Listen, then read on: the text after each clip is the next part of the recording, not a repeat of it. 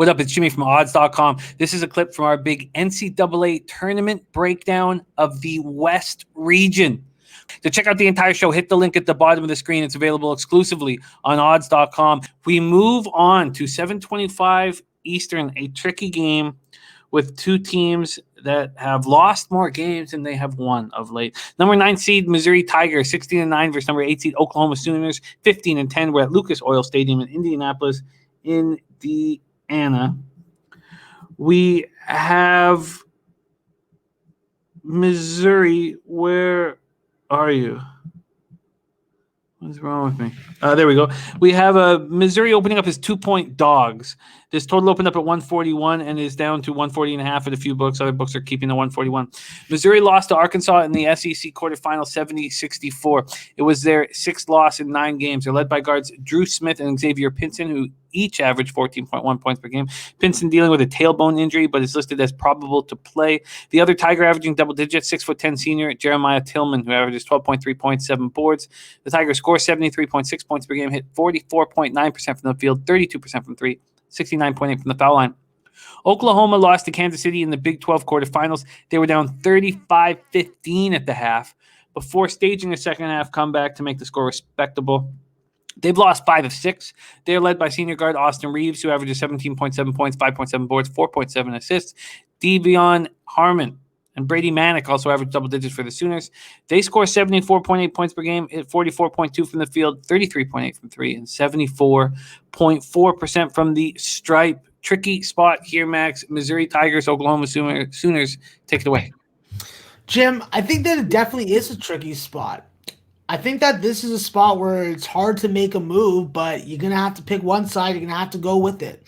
I think that with Missouri, it's going to come down to what you get out of Drew Smith. He's your key player. He's your key shot taker and maker. He's your best facilitator.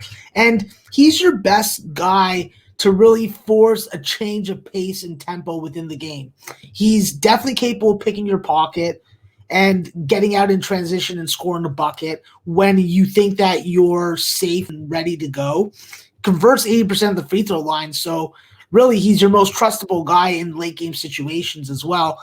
And I've seen him hit a lot of key 3-point shots, even in losing efforts. When his team needs a bucket, he takes it upon himself to go and get it. I think that the major X factor for this team, the guy that's going to be determining whether we eat cupcakes like this or cupcakes that come in plastic, well, it's going to be Jeremiah Tillman, man. Jeremiah Tillman, so much more was expected of him.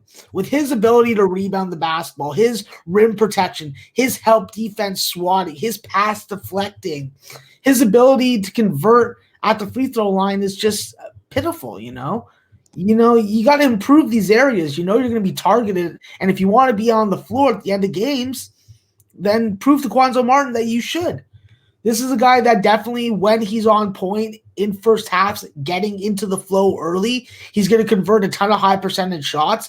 He definitely makes a lot of them already. And you know what? You're never going to have to worry about him taking a 3. If he brings the defensive aspects of his game and the defensive strength that he has, Missouri's going to be in a much better spot because they have to do a good job against Oklahoma of not rushing the offense. Try to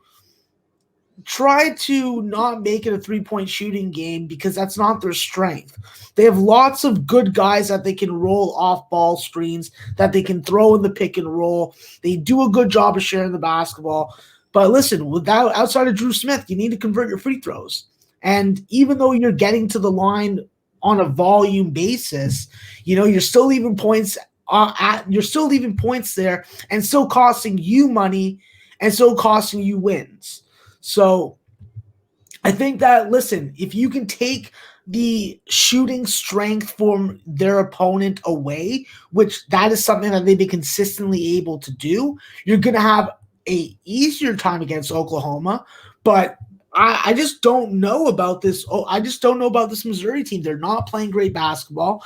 Neither is Oklahoma, but I think that the Big 12 competition and the path that they've taken to get here is a little more difficult. I think with Oklahoma, the key player is going to be 2 guys that weren't Oklahoma Sooners last year. Umaja Gibson, the North Texas transfer. Listen, he's an extra ball handler. He's a spark plug off the bench. He's definitely a clean catch and release shooter, and he's responsible on the defensive end. He's going to hit 41%, and he's leading your team in makes with 56 this year. He's got to give you something. You got your big three in Reach, Harmon, and Manic. You know what you expect from them. But you need this guy to come off the bench and give you scoring. And your X factor, what I've seen from this Sooner team and this Lon Kruger coach team is that they're playing a lot of small ball. They're playing a lot of Brady Manning at the 5, and then Elijah Harkless, the 6'3" transfer, at the 4.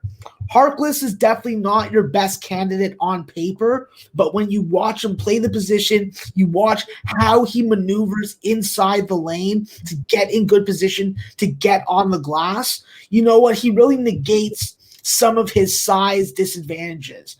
I think that with him, he's got to get on the defensive glass. He's got to be able to take the ball away from his bigger assignments, because when guys try to back him down, he's got to use that wingspan to dip around and try and take the ball away from them like that.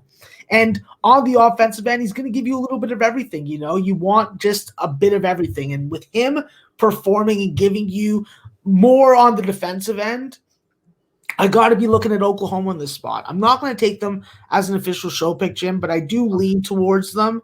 I think that with Oklahoma, this is a team that has to compact the defense. They have to play that small ball lineup effectively, and they got to defend stoutly.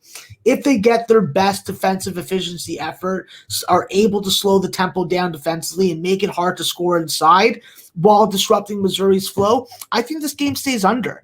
I would have lined this game closer to 135, so I'm going to take the full game under as an official show pick for this game.